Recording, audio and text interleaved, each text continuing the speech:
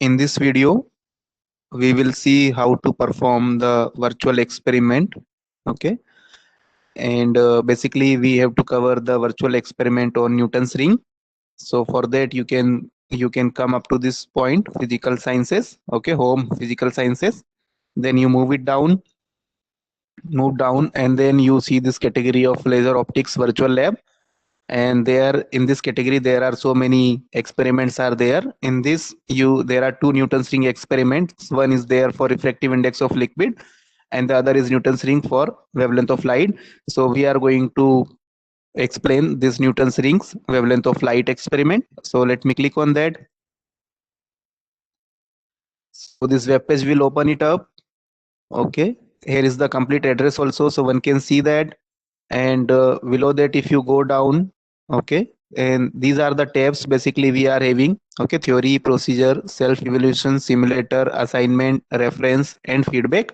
So with all these tabs, one by one you need to go through that. So let me explain the first part. Okay, theory tab. So here it is M. Let me annotate that also. So here is the M is always very important. So you look at the first M, that is to revise the concept of interference of light waves in general, and thin film interference also in particular. So I hope, I expect that you people are familiar with this interference of light. And the second aim is to set up and observe the Newton's rings. Okay, of course it is required. And the third one is, after setting up the Newton's ring experiment, we need to determine the wavelength of given source. Okay, and coming to the next part, that is they have right now they have given the theory of this thin film interference. So it is all you have gone through in the earlier classes. So this part you need to cover it. I am moving it down. It's very simple. You see there is a diagram. Okay, all such things they have covered over here, whether the light is reflected or refracted from an angle. So all such things they have covered it in this part.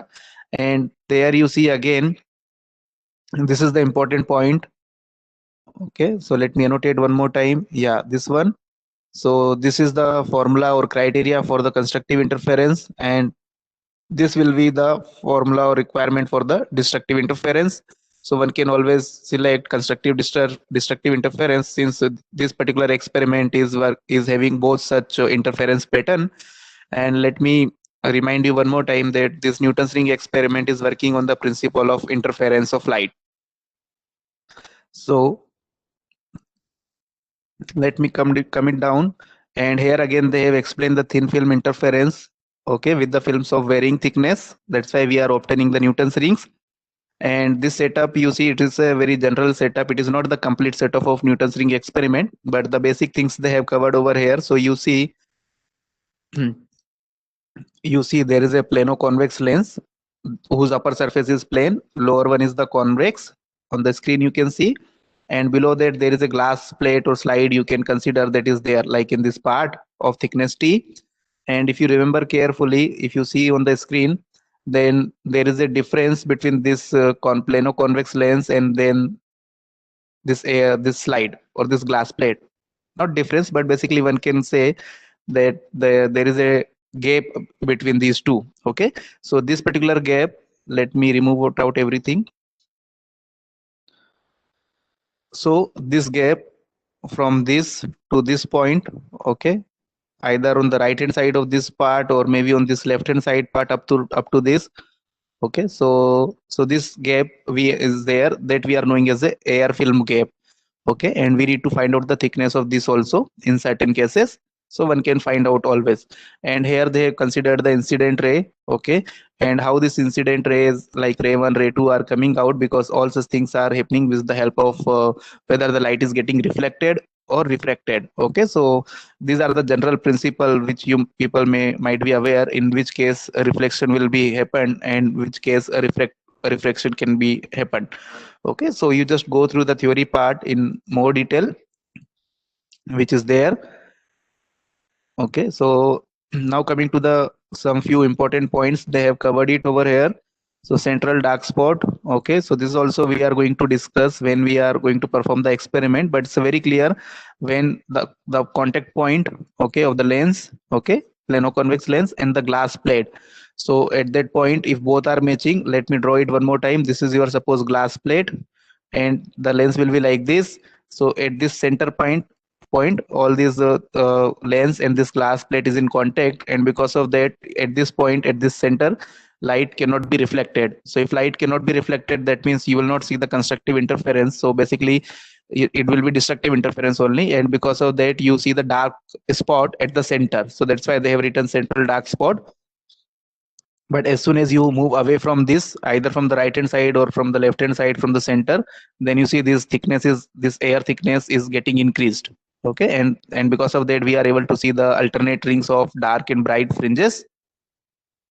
So that's how they have covered over here. You have to just go through that, and apart from that, one can always calculate the radius also, radius of dark fringes, radius of bright rings. All such things can be calculated with the help of this experiment. Let me move it down.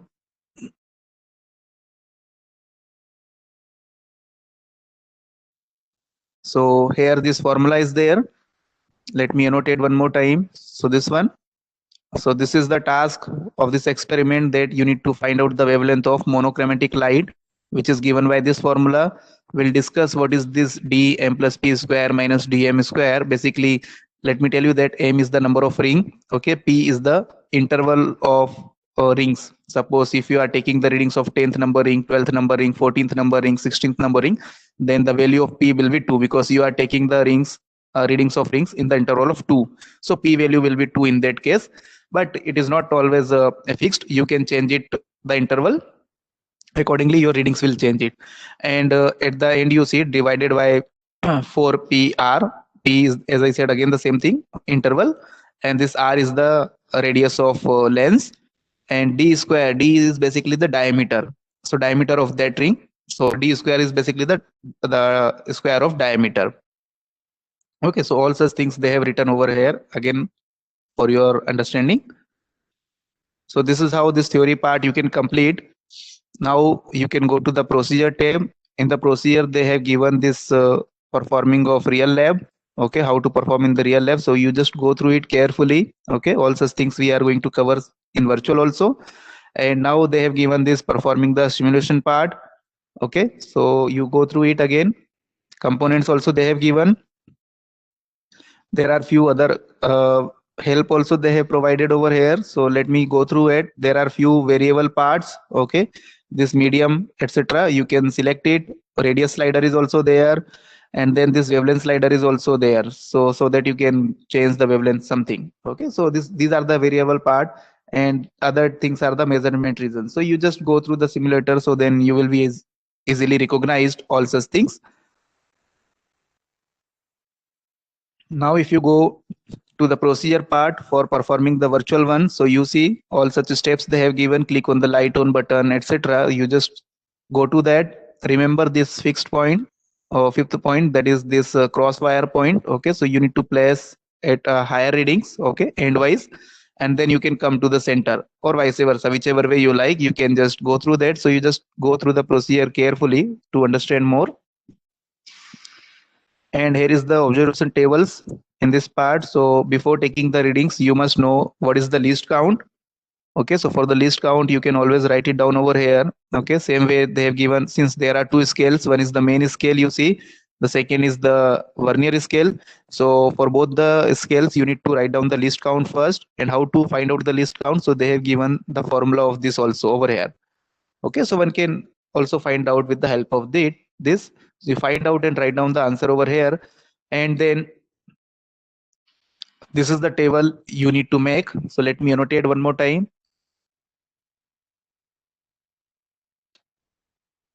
So here is, in this first column you see order of rings. So here you need to provide the number of rings for which you are taking the readings. Here is the microscope reading, basically left hand and right hand. So left hand reading you have to note it down, right hand reading you have to note it down. Now you people may be confusing about why left and right and reading we required. So you let me make it this as a circle. Okay, this will be the center somewhere. Okay, there may be crosswire also, which is passing through the center, or which is at the center actually. Okay, And now there may be, these are the concentric rings which we are seeing on the setup. So there may be so many concentric rings will be there like this. Okay. Like this may be there. So in that case, if it is the case, just 1 minute. So if it is the case, then you see what you have to do is left hand. So from the center, okay, you need to take the readings at the end point of the ring. So that means at this moment, let me make it draw at this place. Okay, you have to take the readings. Similarly, at this moment also, wherever the rings end, okay, that outer edge you have to consider. And then similarly at this point also you need to take. So like that, you can go on and take the readings at the left end. Similarly, this will be the right end. This part and this part, okay, at the edge basically. So right like that you can take the left and right hand reading, okay, and then you need to find out the diameter. So how to find the diameter? So for that you need to take the differences of left and right reading. In general, for finding out the diameter, you need to take the sum of these two, left hand side part and right hand side part, then only will get the diameter. But here we are using the relative scale, so that's why you need to take the difference to calculate the exact value of diameter of ring. And in the next column you see it, you have to make it d square, that means diameter square, you have to write it down over here. And in the third one there is a difference of diameter square term. So suppose if you have number of rings, let's say 10, 12, 13, I mean 14, 10, 12, 14, 16, 18. So here you have to write the, you have to make it find, I mean you have to find the diameter, make it square, and this where you need to write the difference of diameter square. So that means 12th ring diameter square minus 10th ring diameter square. Below that, 14th ring diameter square minus 12th ring diameter square. So all such things you have to write it down in this place, in this particular part, because this is important to calculate the value of wavelength. And now you come to the calculations part. So since if you have taken the value of all such differences, then you need to find out the average value of this. You make it average, okay, and write it down over here like in this. And then you have to put this into the wavelength of formula of wavelength using this formula. So you will get the wavelength correspondingly. And at the end, you see, after calculating the wavelength, one can provide the answer. So whatever the result you got it from this formula, you write it down as a result over here.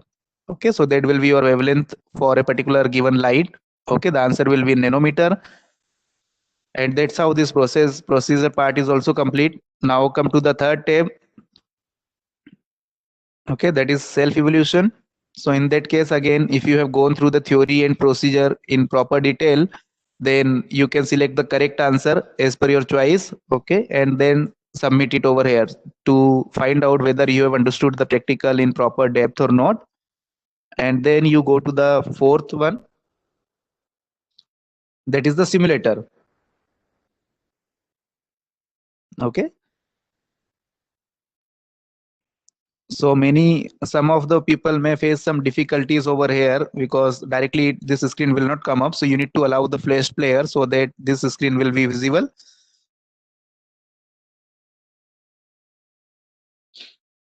So you see that, okay, so this is the setup we are getting. Okay, so and this is the traveling microscope basically through which you can see the rings. Okay, here is the eyepiece, let me denote it that.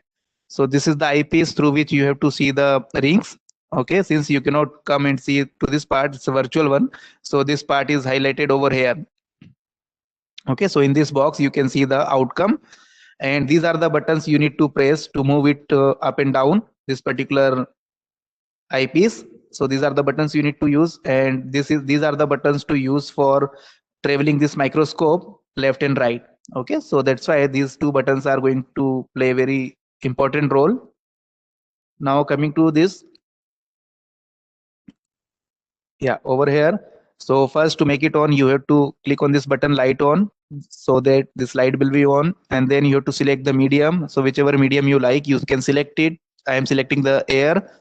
And in the second, you see light source. So this light source also one can select sodium, neon, green light, red light, whatever you select. This time I am selecting the sodium light. Okay, that's why we see this yellow color rings. And you people may have got some idea also that if yellow color rings are there, then the wavelength of color will be of yellow only. So whatever the wavelength you got it or the answer, that should match to this yellow color only. Okay, so theoretically if I speak, then you must be know the answer of this yellow color wavelength. Okay, and that the same you will get into the result. And now these are the variables things, so let me annotate one more time. These are the variable things, you can change it. The first one is the radius of lens. Okay, so you can change it out accordingly, your radius will change for this lens. Same way, the second one is the microscope position. So as I said, this microscope position you can change it out by moving this one or either from these buttons. Okay, and the third one is the focus. So microscope focus can be controlled with this button, microscope position with this button. Okay, radius of lens can be put it or move it through this slider, or from here also you can control it. It's a control parameters, nothing to worry with that. So you set it as per your requirement. Make sure that you have to make this arrangement in such a manner, all these three components you have to arrange in such a manner that you will see the clarity of rings, clarity in your rings, whichever you get in this screen. Okay, if it is getting blurred, then you will not able to find out the, or you will not able to take the readings properly. So it's a preferable always that these rings has to be in visible format properly. Okay, without any blur or something. Okay, so now let me move it down little bit more, and here you see, if you can check it out properly, let me annotate one more time. So here we have two scales. Okay, this was the first scale, this one we are knowing as the main scale, and on the top of that you can see this one, this is also there. So this we are knowing as the vernier scale. So these two scales are there to note down the readings basically.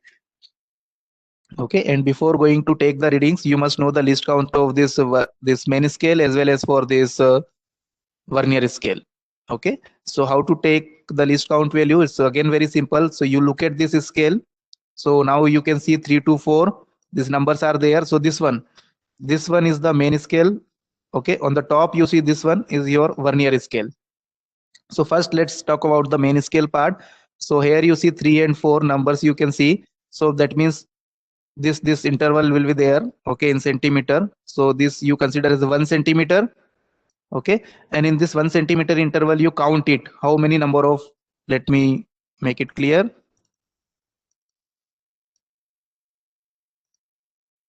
So within this 3 to 4, that means in 1 centimeter interval, how many counts are there in between? So if you see it carefully, then there are total 20 number of counts are there. So what will be the least count of main scale? That is 1 divided by 20 centimeter. Okay, that comes out to be 0.05 centimeter.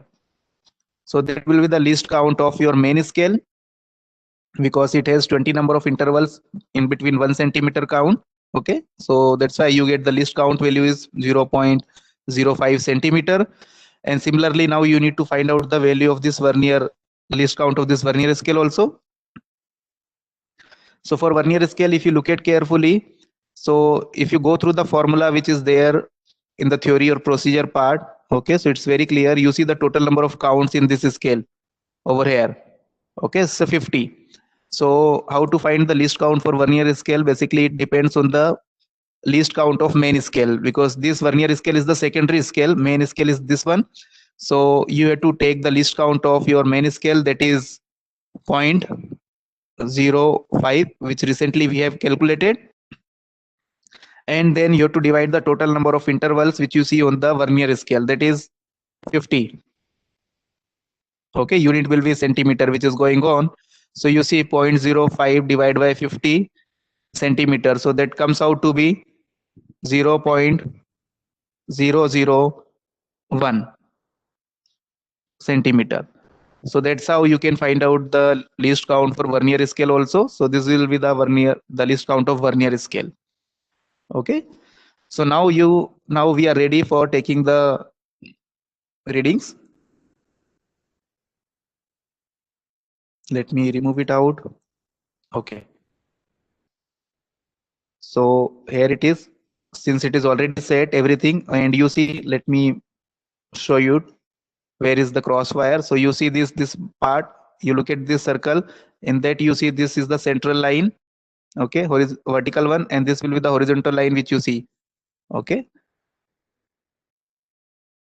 fine. And at the center you see, so this is this particular point where you see these arrows, okay, so this we consider as a central point of the crosswire. And remember, these crosswires are fixed, only thing is your rings are moving. Why we are using crosswire is because we want to note it down the position of each ring, and that can be possible with the help of this crosswire only. So that's why we are using this crosswire for our help. And then let me move it out. Yeah, now suppose if you want to take readings, okay, then go it down, you can rotate it. There is this traveling microscope which is rotating, I mean which is floating left to right or right to left. So these are the buttons, you can use it. So how to take readings, so I am giving you one example. Okay, there are multiple ways. Some will prefer to take the readings of dark spots or dark rings, some will prefer to take the readings of bright rings. So anyone you can take, there is no problem with that.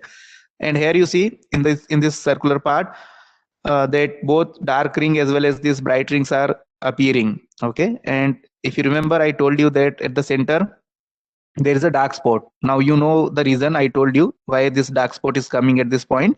So this is your 0th ring, okay. Then you see this bright one, the first bright ring, then second bright ring, then third bright ring, then fourth bright ring, something. And but if you go on like that, so you can always take the reading in such an order. Okay, so it is your choice in which order you want to take the readings, okay, or you can refer to the procedure part again for more clarity.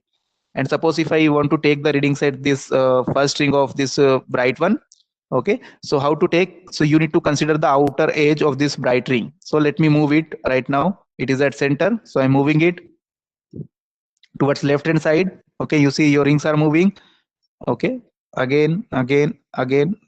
Yeah, so now this crosswire is at edge, outer edge of this bright ring, first bright ring. You see where it is, I am having. So this particular point you have to note it down from the scale. Similarly, for next few readings, what you can do is you can take certain interval. Let's say you can skip two rings in between or 3 rings in between, and then the consecutive rings you can take it. Or else suppose I need to take, let's say I'm skipping 1 ring in between. So suppose after first reading, I need to take the second reading as this third number. Okay, so I'm moving it further like this. You see rings are moving, and you see again I put it this edge of the third ring at the crosswire center. Okay, so the moment you see this one, now again you have to note it down the readings from this scale.